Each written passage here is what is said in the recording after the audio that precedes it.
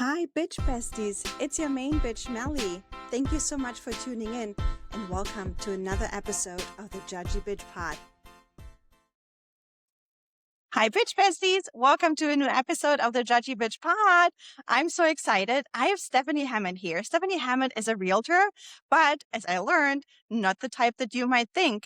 And just from our little connection 2 minutes before we hit the record party, I can tell you this is going to be a fun episode and you're going to learn so much. Welcome, Stephanie. Thank you so much for having me here. I'm so excited. I love your energy.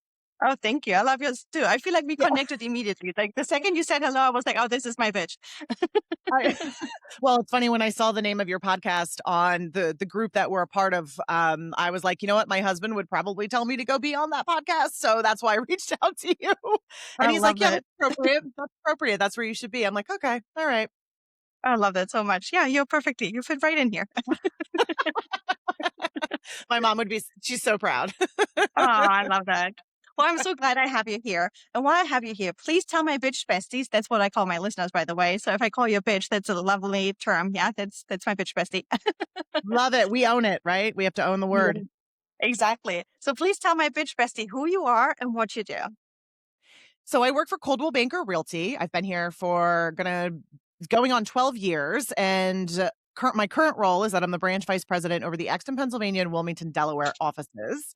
And as you said, yes, I'm a realtor. I'm licensed in Pennsylvania, Delaware, and Maryland.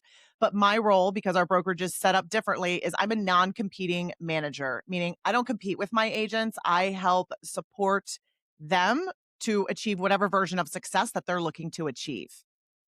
I love that so much. That sounds so interesting. I can't wait to learn about it, but I have to put my glasses on because I can't see the questions I'm going to ask you. I'm sorry. Okay. I hope you don't cut that out. I hope you keep that in. I'm just saying, because I'm keeping very real on the podcast. You know, sometimes I wake up at 4 a.m. because I work East Coast hours living on the West Coast. And sometimes when I record my podcast after work, my brain literally can't function anymore. So I start a sentence and mid-sentence, I forgot where I was going with the sentence. And I keep all that shit in. I keep it real here. listen, everybody can relate to that. I'm pretty sure. So Yeah. Yeah. good No, we're company. keeping it real over here. So most people think real estate is about selling houses, but you just said it. Your role is very different. Can you explain what a branch vice president actually does? Sure. What do we actually do? It's different from day to day, just as a real estate agent's job is different from day to day. But so the way that our brokerage is set up is that everybody in leadership, whether they're marketing, operations, or branch management, we are solely there to support our agents. So what that looks like for me is coaching agents, hosting workshops, recruiting talent to build the team because growth is important in real estate. And there's, natural attrition that happens with the agents that are on the team. Um, and it also, what I believe is my biggest role is creating an environment where agents can succeed. So that if I had to put it into one line, that is what I do. And then I also like to say that we have fun, we get shit done. I don't actually say that or put that on a slogan anywhere. I'm not, that is not representation of the brokerage that I'm with. That is just my own slogan. And I also have a very strong no jerks rule. So it's my role to interview everybody who comes into the brokerage or if they happen to leave, knock on wood, and to see if they're a perfect fit. And I will say to every single agent who sits in front of me that I have a no jerks rule. And if they laugh, because most of them do 95% of the time, then I know that they're not on that realm. And I probably wouldn't have continued the conversation with them had I felt that they had that jerk energy. I love that. Oh my God. I wish every company had somebody like you and there wouldn't be any jerks in business. Well, I mean, listen, people slide through, right? It's happened. That's true. But also sometimes the person they might not be in the right environment. And so that's why they are the way that they are, because they're in a toxic environment. And coming to a culture of collaboration and the rising tide lifts all boats, that can change. People can change. It's been proven. Yeah. Our neural pathways can be reshaped. So Yeah. And yeah, sometimes people need to hit rock bottom before they start working on themselves, true. So, It's very but true. what made you move into a leadership position rather than sales? So I've had 7 different roles at the company. I've been in this one for 4 years at this point, over 4 years. Um, And no matter where I've gone, no matter what industry I've been in or company I've been with, my role has always shifted towards learning and development. It's just where the universe tells me I need to be. And I heard the dog barking. I love it. I know, I'm so sorry. Eh, Peanut Listen, I'm also an is very opinionated, just like me, so he sometimes chimes in. So does he not like what I'm saying? He's not a no, he jerk, I does. can already tell. No, he does. He's Um applauding. I don't even remember what I was saying. No, my role before what I've been doing for the last 4 years was I was our regional education director, and the person who was my predecessor now, she reached out to me and asked if I would be interested in this role. So as much as I talk about goals and, having a plan, a business plan and those types of things, I have never had a 2-year plan, a 5-year plan, a 10-year plan for myself other than knowing that I want to empower people, knowing that I want to walk into a place where I can help somebody grow or see their potential that they didn't have before. That is what I've been doing since I was young in the martial arts, and that is what I will continue to do. And the title's going to change and the people that I help are going to change, but I'm still doing that same function. So that's why I am where I am.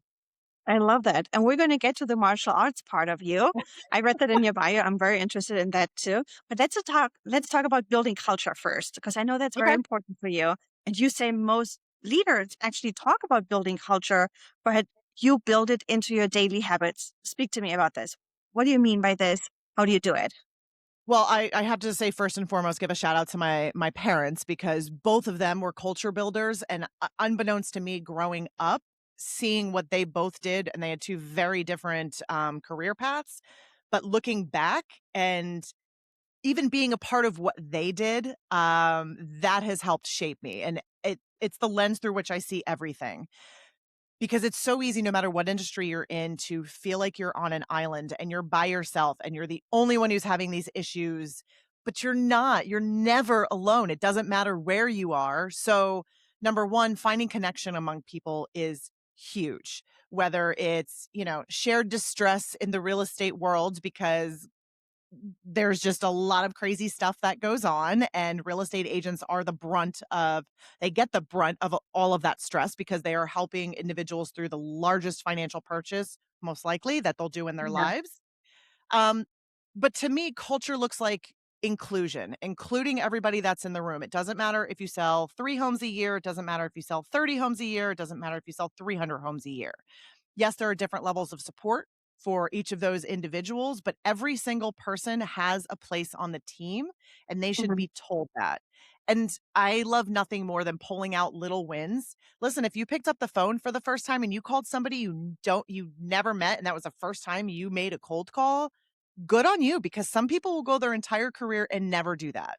So Mhm. it's pulling those little wins out to help people see their potential and what they can do. But then it's also having fun because life is too short. Our work is too hard to not have fun with it. And if you can't Yeah. walk into the office and leave a better person than when you came in, and whether that's learning something or laughing about something, Right. Sorry. that's okay. That's okay. Puppy's excited. Woot woot. Stop it now. Yeah, have some treats. So sorry. I love it. No, please do not. Stop it. Stop it. But yeah, that's culture in a nutshell to me. I love that. What would you say why so many companies struggle with culture? It comes from the top down. Mm. So, smaller companies smaller companies tend to have an easier time with culture. At the same time, it can get away from them faster. When you have very large companies, I am a part of the largest international brokerage. We have 8 sister brands. It comes from the top down. We've always had Since I've been here, we've always had a CEO that is looking out for the betterment of the agents and the employees, that Yeah. I feel like they actually care. And that's huge. And I went out to a club last night, and when I say club, I went out at 6 p.m. because I'm in my 40s, and they had an early birds club, and it was flippin' phenomenal, and they come to LA, so you should go to that. But, I love that. um I was Yeah. talking to my counterpart, and she was talking about where she was previously and that toxic culture, and it's everywhere you go is gonna be stressful. Every single thing we do can be stressful if we let it get to that point, but toxic culture is on another level, right? And if you Mhm. talk to somebody who's actually dealt with toxic culture before, it's a horrible way. It's a horrible way to live when you go to bed at night and that's all you're thinking about, and you can't talk to your spouse because all you're thinking about is all of the things that are happening at work and the bad things. That's a position I never want the people around me to be in, and I strongly believe that those above me also feel the same way. Yeah. That is so interesting. And you have to tell me the club you went to. I want to go to. Well, so it's called Early Birds. If you look up Yeah. Early Bird, just look up Early Birds Club. They travel. So That they sounds go to all the fun. different major cities, and the idea behind it's for, Gen Xers, older millennials, and they played there was 90s prom theme last night, I and love it was that. ridiculous. It went from Alanis Morissette to Nirvana to No Doubt to, like, it was bonkers. I love I it. Well, actually that was also the best era. So Yeah. you saw the stamp on your hand? It said over 21. I tried to I put makeup over it so you couldn't Well, see it. I couldn't wash it love off. that. But we were home and in bed by 10, like, Yeah. that's great. That's when I used to get up and go out in my 20s. I So know. it's funny that that's something that exists now, which I love. I love it. I love that too. I mean, we're still 25, but things have changed. Yeah. Yeah, my knees were a little sore, not gonna lie. Yeah. I love that so much. But you're talking about culture coming from the top. If you have a jerk sitting on the top, just, to full circle to what you said earlier, how can you fix the culture in a company? Oh, well, that is you know, it all depends on the company structure. And this, I could talk about for a couple of hours to get to it because it really depends on how that person got to where they are. And, is there a board involved? Who are the stakeholders? And stakeholders can make a difference over time, but it has to be strategic and it has to be done systematically. And Yeah. that's very difficult to do, which is why larger companies have a board and, to hopefully eliminate that from lasting too long. Interesting. Do you have a tip for anybody who might be listening and who is a leader in a company, how to build this culture or trust fast and what not to do?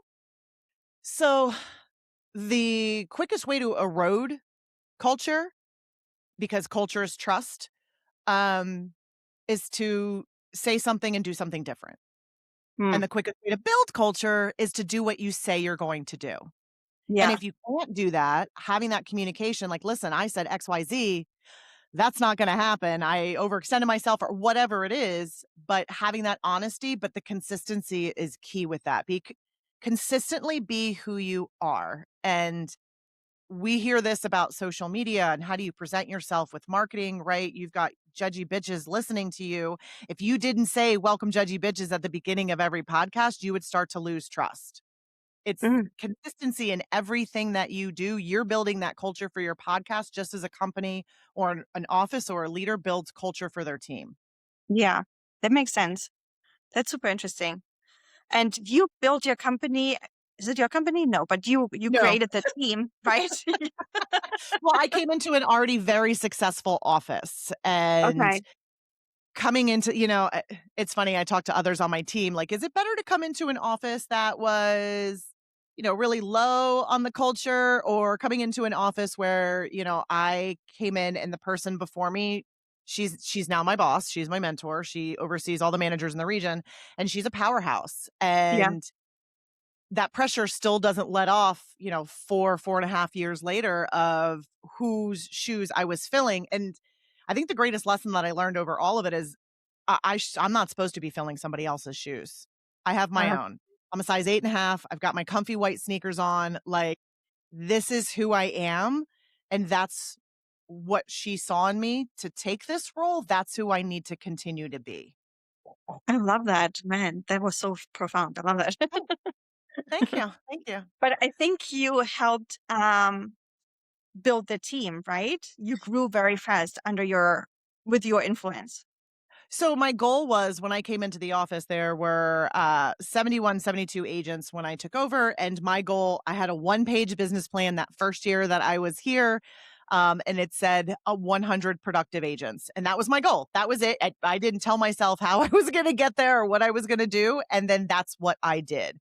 I wanted to build it to a certain number. Have you ever heard of Dunbar's Law? No?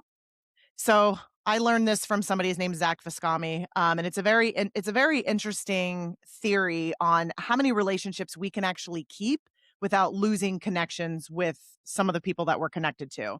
And they say it's about 125 to 150 people that we can keep connections with and relationships with without losing some of those other people.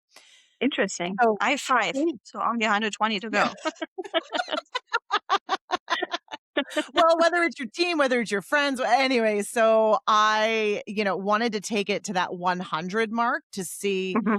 okay, that's the largest team that I've ever run. Let's see how I can keep those connections. And will people drop off if I get to that number?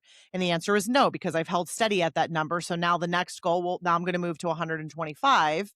And it's all about doing it strategically and doing it with purpose and in a way that, number one, I don't wanna overwhelm the staff that I work with, but also myself, because Yeah, I don't wanna lose connection with any of the people that are on the team. That's extremely important to me. interesting. And how do you separate high performers from not so high performers? Or is it all just a question of training? Definitely not a question of training. It is a question of mindset. Mm, And what I've found, no matter what industry you're in, there are 2 different types of people in this world. There yeah. are those that have an internal locus of control and those that have an external locus of control. And what that really comes down to is, who am I blaming when things are going wrong? Am I Hmm. looking internally at myself and I'm the only one who can control how I react to things? That's my internal locus of control. And those people, those real estate professionals that have that, Yeah. they are always more successful than those that are blaming external factors. Mm, Doesn't matter what the rest of the market is doing. It doesn't matter what the national numbers are saying. People always need to buy and sell. There are always mhm. people that need your help in this really important transaction in your life. Doesn't matter what the interest rates are. It doesn't matter what Joe Schmo down the street or XYZ brokerage is doing. All that matters is what you can control, and that's your mindset, and then that's your lead generation. So that is what I see split right down the middle of high performers versus lower performers. And Interesting. like I said in the And beginning, not yeah, go ahead, sorry. no, go ahead. I was just gonna say not everybody's version of success is the same, and that's a good thing. 5 Yeah. houses a year in Chester County, Pennsylvania, you can make a living. 50 houses in Chester County, I mean, you can obviously make a better living, but not everybody wants that level. Everybody got into this industry for their own reason, and they're independent contractors. They can do that for themselves. But those that are at the top, they absolutely have an internal locus of control. They know that they're the only ones who can control their actions. Nobody can control it for them. I love that. What do you tell someone who's lacking confidence? How do you build them up? How do you help them overcome that? So, depends on the person, depends on the personality style, personality type of that person. But first and foremost, if we're having a one-on-one, a coaching session, Mm. something as simple as tell me what you've done the past week.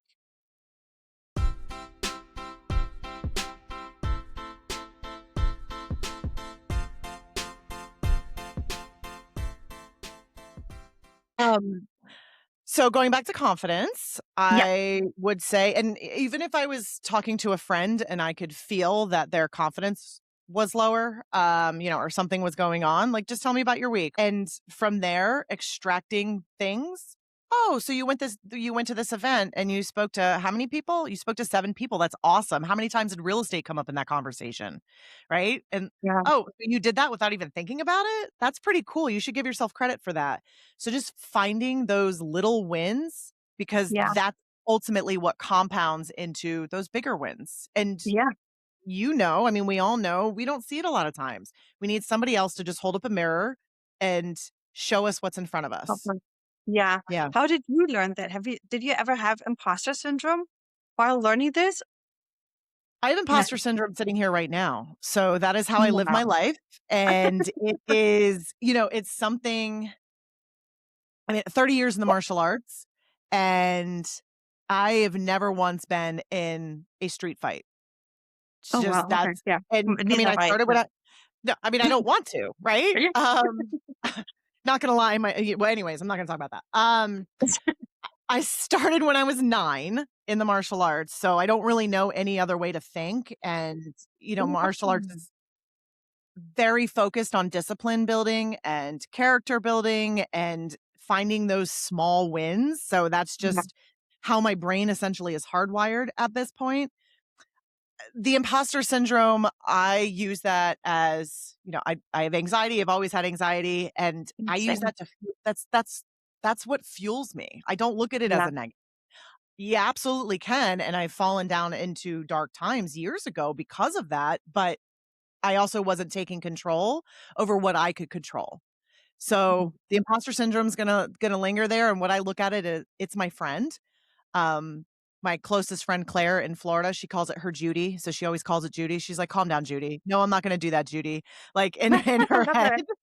that. I don't call it Judy, though, because I know Judy's, but it's what's gonna fuel me to do better. It's gonna fuel me to, maybe research something a little bit more than what I would have if I didn't have this. So, Yeah. in the beginning, when I started, in my early 20s, I did not look at it as a friend, but now I absolutely do. I love that. That's so interesting. And you keep mentioning the martial arts. So let's talk about it. What did you do? You started when you were 9. So what was it? So I started when I was 9. I was in Taekwondo for a couple of years, and, the martial arts my family brought my brother to take martial arts. It wasn't me. And I remember sitting in the back of the class. It was at a Kempo school. That's the art that I'd studied. And I watched what was happening and I felt it in my gut. I was like, this is where I need to be. This is what I need to do. And Mhm. Take deeper. started in that art at 11, started helping with classes at 12 years old. One of the instructors just completely took me under her wing and took me in to help her with private lessons and started teaching classes by the time I was 14. I was also tall, so people didn't think I was 14. They thought I was older. Um, but growing up, I always thought martial arts, like that's what I was going to do. I was going to run a martial arts school. And I did at one point. That's how I ended up in Pennsylvania.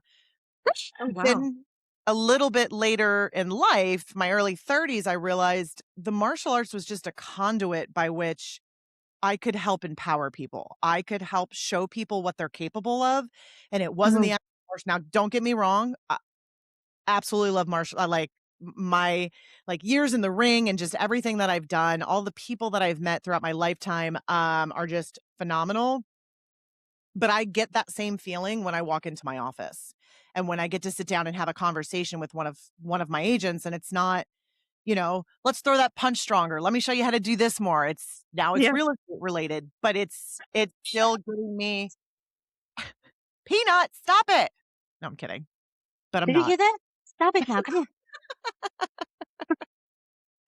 But yeah, so the martial arts gave me a lot, and, there was a reason that there I'm going to sit on the couch so you can sit with me. were Yeah. Here. Keep going. I was like, "Can I see them?" I like looking at animals. No, I think that, the martial arts taught me so much. I do miss working with children. I taught everybody from 4 to 74 years old. 74 was the oldest, student that I had, and so that in and of itself taught me a really great lesson because it's never too late, you're never too old, like, that does not exist. There's a lot of really great lessons that the martial arts can teach you, and it's just very transferable into the business world. I can't Is it peanut butter and jelly? What's the other name? This is Peanut and this is Pixie. Oh, I just made it up. I just said peanut butter. It wasn't even peanut butter. It's And this is now a dog podcast. I love it. Can I go get my cats? And then Sure. I'm I'm in so my office, sorry. so I that don't would know be hard. what's with them today. They usually bark when I'm recording. I don't know why, but today it's extra crazy. I apologize. I'm so sorry. I think it's me, so we'll just blame it on me. No, I think it's the daytime. It's early Sunday morning here, and of course they slept all night, so now they have all the energy ready for Yeah. the day. You know, Oh, that's it's not funny. you. Apologize.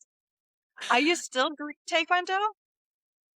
No, so I did taekwondo for about a year and a half in the beginning when I was 9, and then moved over to Kempo, and that is what I did up until, oh, I don't know, 8 years ago. Then I moved over to, a phenomenal instructor in Chester County, Guru Phil, and I haven't studied for, I think, 2.5 years at this point, just simply because of the time of day and Mm. just doing some other things in my life. It's not the priority like it was for most of my life. Mm. Interesting. And what is one material arts lesson that everyone could apply in their business life? Ooh, staying calm under pressure, Oh, that's because a good one. when you are in the ring and you have an opponent standing in front of you, you have to be able to control your emotions, control your breath so that you can see what's coming at you without having tunnel vision. It's called tachypsyche effect, like your fight or flight that comes into play. It's the same thing in the business world. You walk into a conference room, you walk into, a meeting or whatever it is, you have people in front of you that you have to read, and you have to be able to keep yourself in an emotionally regulated enough position to be able to read them properly so that you can build that connection with them with whatever it is that you're going to be discussing or talking about. That's a good one. That's really good advice. It's a great Do you question. see do you see parallels between leadership and martial arts? Absolutely. Yes. Every day. I was just talking the other day, talking to real estate professionals where it's very easy to see that next shiny penny, like, oh, I'm going to do this, or I'm going to do this, and I'm going to do this, and I should do this, and I should Yeah. do this. Well, if you're in the martial arts, right? Bruce Lee said that I'm not afraid of the man who's thrown 1,000 different kicks. I'm afraid of the man who's thrown one kick 1,000 times. It's the same thing in real estate. It's the same thing in most business industries. You've got to find what your expertise is on and hone in on that rather than spreading it Yeah. out everywhere to see all the shiny pennies, because you're going to be missing out on building on your strengths. Yeah, that makes total sense. And you've been spending decades helping adults and training Mhm. adults and, what's something you've learned about people that absolutely surprises you? I don't know if there's too much that surprises me, um, Nothing surprises you anymore, anymore? because you know what? I probably shouldn't put that in the universe because then something's gonna come at me really weird this week, now that I said that. Um, I think that I'm pleasantly surprised a lot of the time when somebody is able to achieve what they're looking to achieve, or Mm, they're able to take what I've been trying to do with them and empower them, and they're able to now do it with themselves. It's yeah, not necessarily a surprise, but it is such a great reminder that we can do that for ourselves. Like, our yeah, mind is a very powerful thing. So I don't yeah. know about surprises.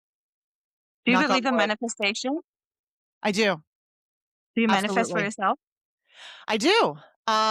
Vision board, very important. And it's funny how some of those things have come to be.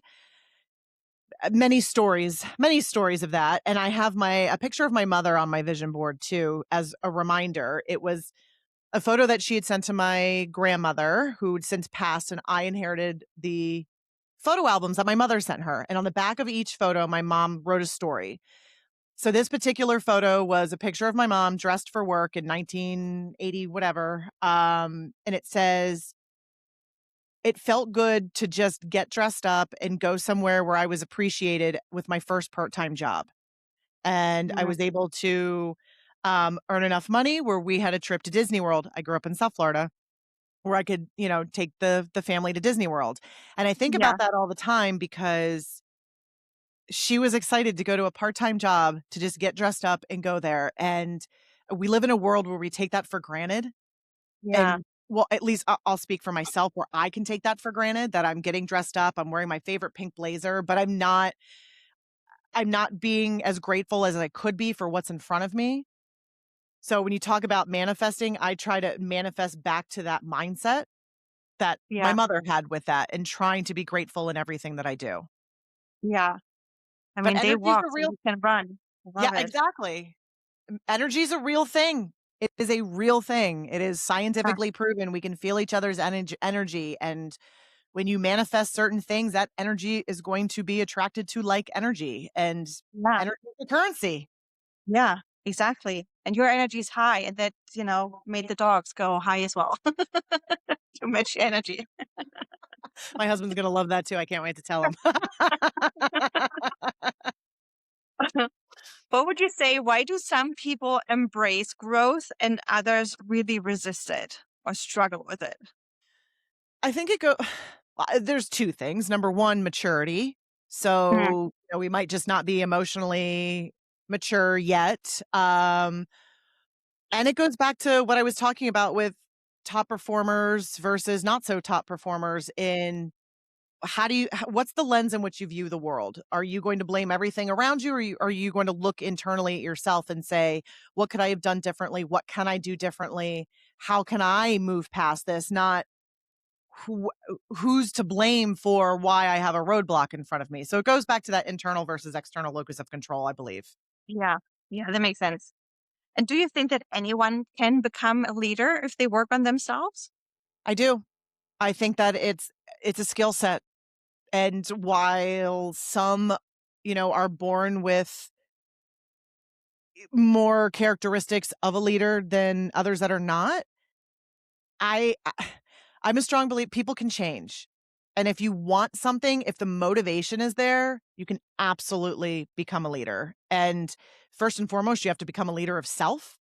And Mm, that's where the martial arts, for me at least, came into play just with I mean, I was what you call a dojo rat, so I was there 7 days a week. I was there for 4 to 5 hours every single day, like, that was my life. That was what I did, and I'm not saying you have to do that, but if it's important to you and you're motivated to do it, put the work in and it will happen. speaking of discipline, there you go. Yeah. Wow. And you just mentioned skill set. What would you say is one skill that everyone should have, regardless of what they're actually doing? How to read people, how to look at nonverbal cues, and I know that this is different for, the neurodivergent community versus not, um, but understanding who you're talking to, who's standing in front of you, and what are the cues that they're giving to you, right? Are their arms crossed? Are their legs crossed? Are Yeah. or are they open for more conversation? I think that that goes a long way, and when you have generations now that are coming up that only look at screens, that is missing, and Oh, yeah.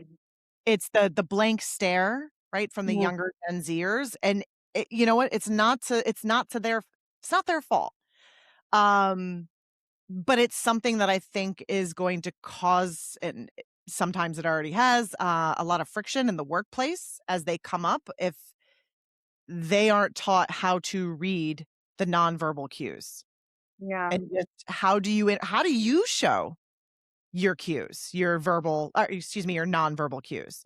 And I think sometimes that's why I am such high energy because I don't want there to be a question of how I'm feeling. I'm going to let you know. A Ask my husband, he knows. But Can't agree. yeah. Can't Woo! agree, Granted. And also, like, it's funny that you say that because I feel they come up, Gen, whatever letter we're on, Z Yeah. they come up with so many phrases that we use in a daily. And they came up, I believe, with the phrase read the room. But here they Yeah. are, not really, some of them, able to acknowledge or know their own body language. It's funny.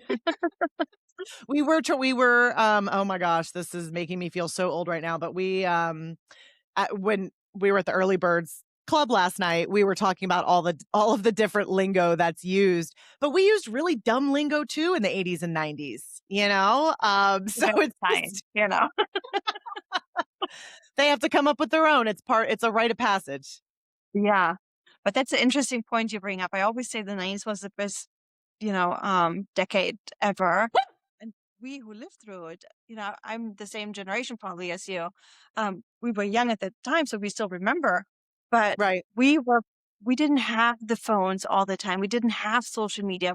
We just lived for ourselves and not so much for others like nowadays. So it's going to be interesting to see how the next generation also of leadership people moving into those positions will handle everything. Right now, at least in my corporate life, I'm still dealing with a lot of boomers, right, in leadership positions.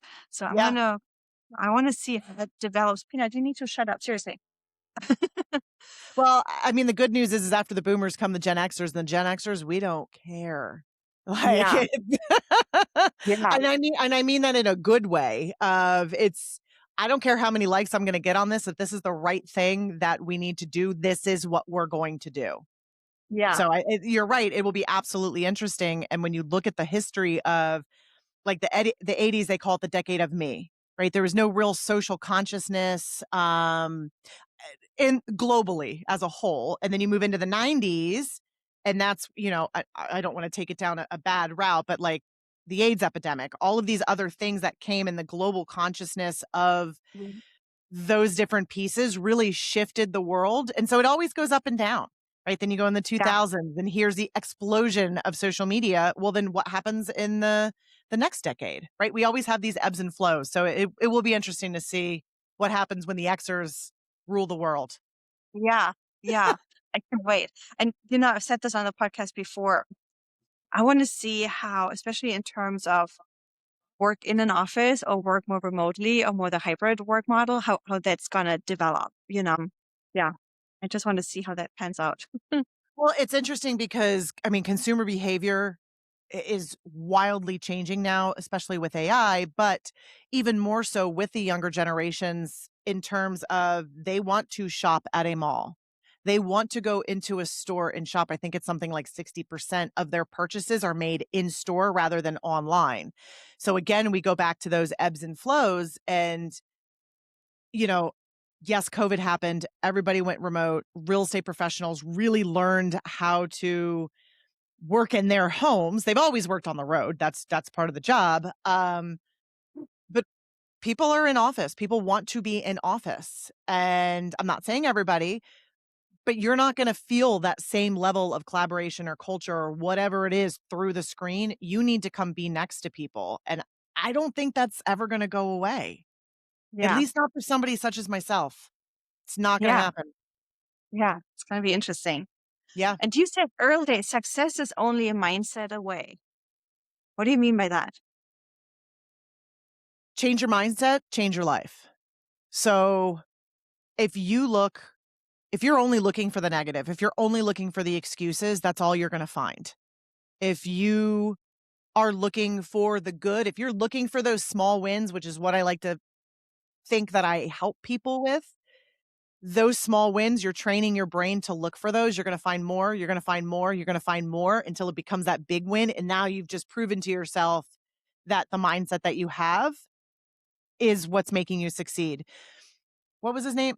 What was his name? Henry Ford, right? If you think you can or you think you can't, you're right. Yeah. That's it's true. And that's what I Yeah. mean by success is only a mindset away. Do you have a tip how to get into the right mindset? Whew, that's tough. Surround yourself with the right people. Surround yourself with the people that you want to aspire to or that have the energy that you want to be around, that you want to give off. They say you're the result of the top 5 people you spend your time with. Who are those 5 people? Start Interesting. there. Yeah. Peanut one, Pixie two. I have 4 cats, so I guess that's my crew. My That's 4 cats and my husband. You know what? Sometimes I just hate people, so I guess we're in good company with the pets. I love people, but I also hate them at the same time, so I totally understand that. There you go. Yeah, absolutely. What would you say is a limiting belief you hear all the time? I don't have enough time. Mm. I call BS. We all have the same, what is it, 187 hours, 167 hours in a week. It's one of those numbers. It's what's a priority to you. If it's not a priority, you're gonna make an excuse. Mm. So yeah, I don't have enough time. If it's important enough to you, you will make the time. You will find the time. Time is a man-made construct. It's not an excuse. Yeah, that's a very good point. If it's a priority to you, you will find time. It's Yep. so true. Yeah. Yep. How do people stop second guessing themselves? Surround yourself with the right people. It goes back to who are you surrounding yourself with, and what are you feeding your brain? Are you strategically spending time on social media for 10 to 15 minutes to comment on 5 people's, posts and then post one of your own? Or are you just scrolling down the rabbit hole and I say to my husband all the time, "You're burning holes in your brain," because that's what it is to me when you're just scrolling and there's no purpose on social media, and the way that the algorithms are built is that they're keeping you on there. They want you on there Uh, because they want those advertisers and to stay in front of you. They want that Yeah, those paid ads. So think about what you're feeding your brain, because just as we feed our gut is important, what we feed our brain is even more important, I think. Well, nutritionists probably wouldn't agree with that, but what books are you reading? What podcasts are you listening to? I've been listening to Elvis Duran in the morning show for almost 30 years at this point, and every single person on that show has an internal locus of control. They're not blaming any external factors, and it's funny because a couple of years ago, I'm like, "Why have I been listening to them every single morning for almost 30 years since I was in high school?" Um, and it's because they find the fun in things, they find the win in things, but they also, life is serious when it needs to be, but the majority of the time, it doesn't have to be. So yeah, just what are you feeding your brain? yeah. And Bitch Besties, you're on a good way if you're listening to the Judgy Bitch pod every week. I totally should have said that. It was a missed opportunity. I'm sorry. That's okay. No, I picked up on it, I Okay. picked up what I you like put it. down. I like it. I like it a lot. I wish we lived closer. Yes. How do you know when fear is warning you versus simply holding you back? Mm. So I like to do best case, worst case scenario. So if Mhm. there's a thought in your head and you don't know if it's anxiety, is it fear, what is this? And first of all, fear and anxiety are both, they're the same thing. They're worry over something that hasn't happened. Um so I give myself, okay, well, you know what? Tomorrow if I have to go present something and I'm scared. Mhm. So I'll think, well, what's the best case scenario? Oh, I present it and I get promoted. Everybody gives me a standing ovation and all these different things, right? And then I laugh to myself, ha, ha, ha, that won't happen. And then I think about the worst case scenario. Everybody slams their laptops down. They're going to walk out the door and they're going to be so unhappy and I'm going to get fired. And then I laugh because I'm like, that's also just as ridiculous. It's going to be somewhere in the middle, like it always is. And if I can't find that middle piece, that might mean that there is some fear, right? Like if I'm afraid of walking at night on the streets of Philadelphia through certain areas, that's real. Right, Yeah, that's where I need to keep my eyes open, whereas the fear of presenting or doing a podcast with somebody, I like to think best case, worst case scenario, and then it's gonna be somewhere in the middle. that's very true. I love that. Very Yeah. true. Back in the days, they used to tell you, just imagine everybody naked. I'm like, no, No! no. Terrible advice. 'Cause then you start laughing. I'm like, "This is horrible." Can't unsee that. You haven't seen it, but you Yeah. also can't unsee it.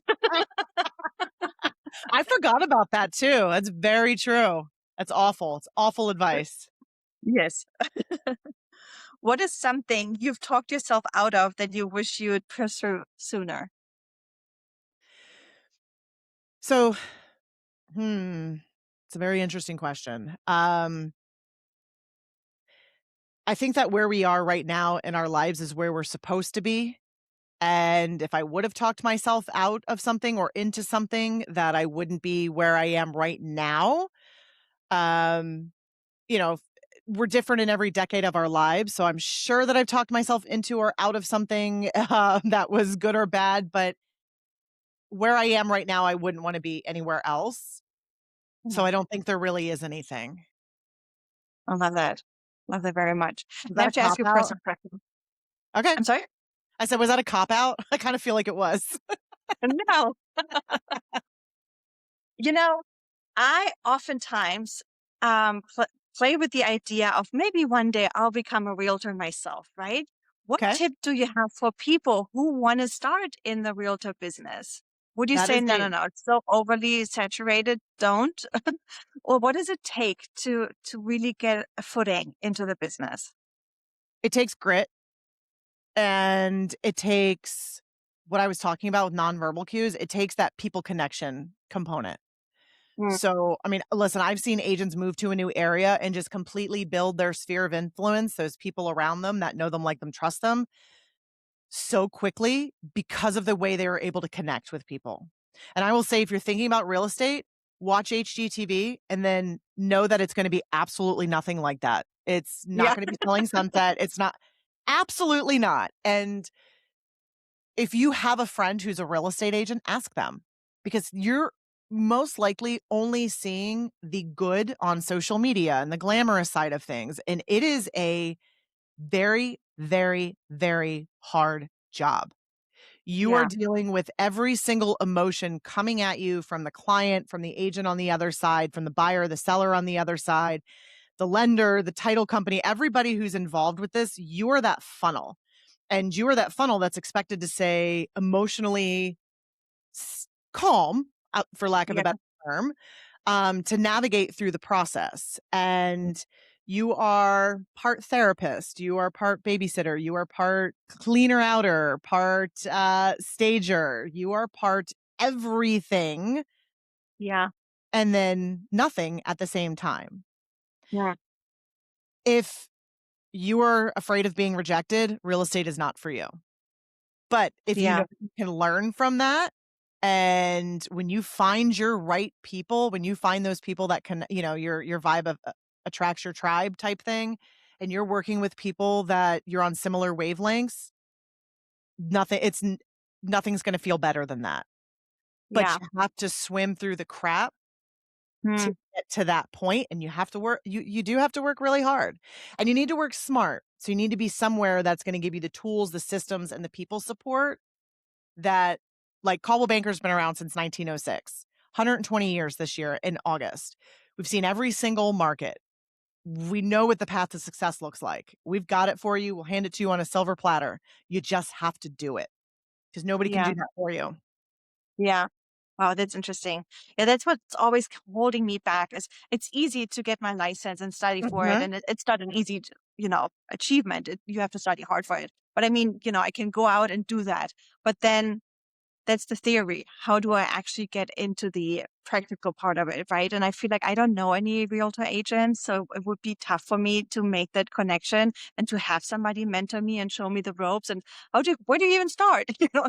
And that's always Well, holding me back, you know? um, if this is something that you're seriously interested, I'm happy to have more conversations with you. You are in California, so it is very different than Pennsylvania. However, the basics are the same. And we have a full mentor book, like it's a full program that here's everything you do for the first 8 weeks. Here's your frameworks book so you can learn how to speak like an agent and at least sounds like you've got the knowledge behind it. You find some place that offers the workshops and the collaboration components of it. And that has a very strong mentor program. I have agents in my office who are actual mentors and it it's a small group of agents that help others. And there should be a path. There is no, we're just going to throw you to the wolves and see what happens. Like, take this, then take this, then take this. Here are these trainings. You're going to meet with marketing on this. Here's an entire plan for the year of 2026. Let's go for it. Everything is laid out for you. At least I can only speak for Coldwell Banker. Everything is laid out for you that you need to do. You just have to do it. I love that. Well, thank you. I'll get back to you. Yeah. Yeah. I'm sure I know somebody with wherever you are over there in California. I know a lot of the leaders over there, so I'm happy to connect you. I love that. Thank you so much. Yeah, of course. At the, at the end of each episode, I always like to play games. But before we move into the games, I have some fun questions that I Okay. work very closely with my personal assistant, David, aka ChatGPT. Mine's name is Al because every time you look at AI written out, it looks like Al instead Oh, of I like the love that. lowercase I. So mine's Al. Yeah. Yep. That's a good idea too. But we are at least agreeing that it's got to be a man because you still have to tell him what to do, right? So, Oh, don't put that out there. I have different ones for different programs, so there you go. Oh, I love that. Are you ready for the first question? Sure. If you could teach one lesson to every person in the world, what would it be? How to take a pause and breathe for yourself. I love that. Very good. Put your phone What's down a and book? breathe. Yeah. No, literally every person in the world needs to hear that. What's a book that changed your life? Fish. Um, about 11 years ago, going back to the culture as a strategy, Fish was the first book that I read. It's How to Improve Morale and something else, the rest of the title. It's a short read, it's a quick read, and the first time I read it, I actually took it off my boss's shelf at the time because I saw it and it just I don't know why it caught my eye, and I read it 3 times within that month, and it's completely changed how I look at the people in front of me and the team that's around me. Oh, wow. I gotta look that up. It's a good one. What What's one thing people are completely overcomplicating? Life doesn't have to be that hard. No kidding. Put your Yeah. phone down. Stop looking what everybody else is doing and let's do what you wanna do. Yeah. Oh, but life also sometimes is hard. It is. I agree, but we don't have to overcomplicate every single component of it.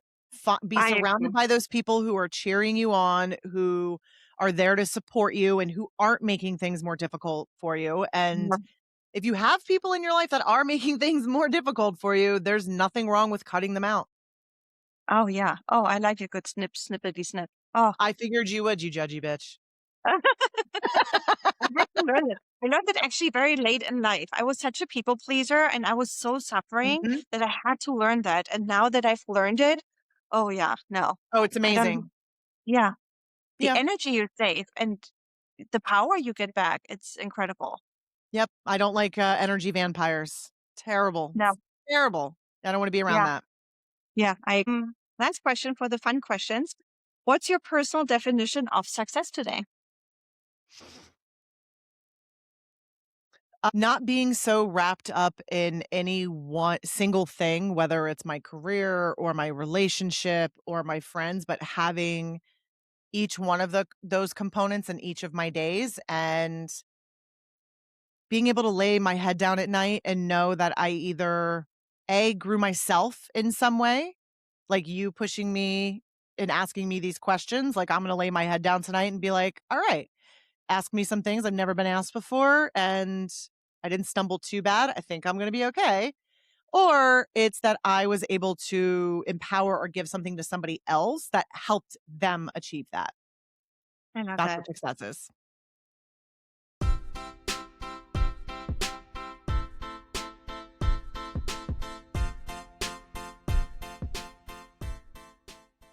So David or Al came up with two fun games to play for us. Okay, The I like first games. one, the first one is called Leadership Court. Okay, So I'm going to give you like a this or that situation kind of thing, and you okay, decide whether it's leader behavior or a red flag. okay, And there's no wrong answer. It's just whatever your first intuition is. So don't worry okay. too much about it. First one is manager never takes responsibility for mistakes. Red flag. Yeah. Oh, Uh-huh. yeah. Employee refuses feedback. Well, I mean, anytime you hear the word refuses, it's pretty much gonna be a red flag. So red flag. Yes. Leader publicly recognizes team wins. Leadership behavior. Absolutely. Absolutely. Would love that. Team member constantly complains but offers no solutions. 18 red flags for that one. Why 18? Why not I 19? don't know. I don't know, it's just the first number that popped in my head. I don't know. I love it. Boss sends emails at 11 p.m. and expects immediate responses. No, no, no. Boundaries? No, having no boundaries, biggest red flag. Biggest red flag. They agree, 100%. Agreed. We need a gavel. Boom. I was gonna say that also. My phone goes and do not disturb automatically at 9:30, and I usually go to bed by 9 o'clock. So good luck sending me emails at 11. My phone is on do not disturb from 8 a.m. or from 8 p.m. to 8 a.m. And as long as you are conveying when you're open for communication, you can actually shut your phone off Yeah. because it is not healthy to keep it on all the time. And somebody sending emails at 11 p.m. Technology is so great nowadays. You can schedule text messages, you can schedule emails. There is absolutely no reason to send something at 2 a.m. Schedule it Yeah. so it's going to go out at 9 a.m. the next morning. You're not Yeah. proving anything to anybody except for the fact that you don't have boundaries for yourself, and that's not healthy. I Yeah. could go on for a long time about that, but yeah. I love that. But also get a life. Like, what are you doing at 11 thinking of work? Like, get a life, you know? It's that hustle culture that I mean, we are learning more and more every day that it is not good for you. It is not good for your body. It's not good for your mind. It's yeah, yeah. Not. Yeah, it definitely is not. I have two more for this game. Okay. Someone someone stays in a job they hate for 5 years. Red flag. Like, why? Get out, right? That is 4 years and 11 months too long. Yeah. Leader admits they don't know the answer. Leadership behavior. We Be love consistent it. with it. Yeah, absolutely. Yeah, be honest. Mhm. Okay. Last game I have for you is this or that Judgy Bitch Leadership Edition. Okay. I love it. I love games. You have no idea. You're thinking before you start barking again. First one is motivation or discipline. Depends on the person in front of you. And if you mean discipline by, like, smacking the person, I was thinking discipline is like, Or let's put a plan in place. Somewhere in the middle. love it. It depends on who's in front of you. Yeah. Vision or execution. Depends again. Depends on what the project is, it depends on the person that's in front of you. If you've got a driver, you're gonna have that vision piece of it. If you've got somebody who's more analytical, they're gonna have that execution piece of it. So it really all depends. Really depends. Yeah. That reminds me, have you ever done one of those personality disc, what they're called? Leadership tests and I stuff? have done so many different personality. So my father was I mean, he was a product, VP for IBM for however many years. He was also the education manager for IBM, which is weird because I was an education manager at Coldwell Banker. Um, when he retired, he was a professor of human resource management. So these all of those tests I did all of them when I was in high school because I was very interested in what he was doing, Myers-Briggs, those types of things, and the different activities that he did with his classes to teach that team building component. So, yes, long way of saying yes, I have done all of those. And I teach personality styles as well, not DISC. I teach negotiation personality styles, but yes, I love love it. it. I find it so interesting. Yeah, I me too. love it. Yeah. Yeah. Oh, see, I knew that's why we connected. I feel like we're on the same wavelengths. Or maybe you're like the bigger wave ahead of me and I'm like, Oh, looking up to you. stop. We're right there. We're right there. Next one is confidence or competence. Well, you need competence. Hold on. Preparation breeds confidence. So being competent at something is going to give you that competence, the confidence. Oh my God, I can't say that like 12 times. So I would say competence. Give somebody the Interesting. confidence, and that's going to give them the confidence. Yeah. Trust your gut or follow the data. Data or data? I don't know. Oh, Give it conversation for me. oh, oh, that's tough. And I'm going to say this for probably most of the questions is it depends. And I think it's a mix of both of them. I mean, numbers don't lie. I say that all the time. Numbers don't lie, but why are the numbers where they are and interpreting that, and then that would go into your move into the gut piece of it. Yeah. They work Yeah. hand No, in that's hand. great. Yeah. Yeah. Um, progress or perfection? Perfection doesn't exist, so definitely progress. Ooh, that's a Perfection good is a one. myth. It's a myth. Ooh, okay. Risk it or play it safe?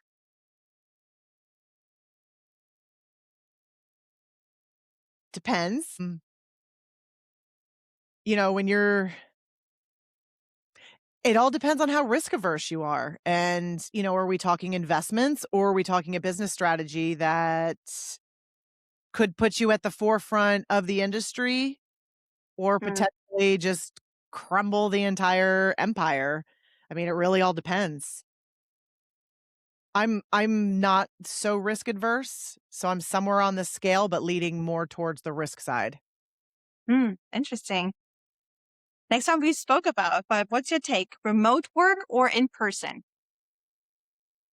Well, yes, we did speak a little bit about that. I need to be in person, but I do believe that there are roles that you don't need to be in person. You know, there are certain tech roles and those types of things. And I really think it depends on the person because, Mhm. you know, I sat behind a screen for a year and a half and I went bonkers. It was not for me. And there are so many others that were on the team that were like, this couldn't be better. It's making my work life balance better and just everything. And Yeah, it wasn't for me. So I really think it depends on the person. But I do see the value wholeheartedly of going into an office and being surrounded with people, like yeah, my people. There's nothing that you cannot get that on a virtual call. You can't. yeah. I have a good hybrid schedule, the mix of both worlds, Yeah. some flexibility on some days and give me the work life balance and cut out my commute and let me be home with the dogs. And on other days, I like to be in the office to network. But sometimes you also get more shit done at home where you don't have the coworkers constantly asking you questions. So that So I is like a good true. balance. You're right, you're right. That balance is good. Yeah. Especially, you know, on a Friday as an example where you can bang out 3, 4 hours of work in the morning and Yeah. you know that you are doing as much as probably somebody sitting in a cubicle working for 8 hours. And it's funny that you bring this up. So just thinking about real estate, I have agents that are getting their license and they ask me, "Well, do you take part-timers?" First of all, Oh, you're an independent contractor, so there is no full-time, part-time. And I asked them, "Well, have you ever been at a job where you're working 40 hours, but you didn't actually work 40 hours? Or maybe you are working 45 hours and actually putting the work in, and the person next to you is working 2 hours a day. You hear them on their phone, they're doing other things. They're still getting paid for those 40 hours, though. Real estate does not work like that. If you've got 2 hours and you put everything you possibly can into those 2 hours, you're working full time. If you can put everything into the hours that you have to dedicate to it, then you're full time in my eyes. Because yeah, I've been at too many jobs or I've worked with too many people that work 40 hours and they are not working 40 hours. It is a bunch yeah. of yeah. So, just wanted to throw that in there for the real estate question earlier. I love that. No, that is so true. That's such a good point. Okay, next one. Micromanager or ghost manager? Neither. Um, You're it's like, funny, no, thank you.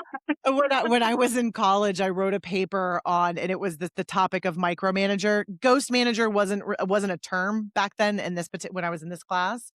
And I remember writing it on, Mr. Miyagi versus Cobra Kai from The Karate Kid, if you've ever seen it, Yes, and I love those movies. Cobra Kai like, that's your micromanager, right? That's your Yeah, micromanager is gonna yeah, make you feel like crap by the end of the class, whereas Mr. Miyagi is going to teach you things, and then you're gonna realize those things are going to move into greater things, so be the Mr. Miyagi of leadership, like, that's what it should be.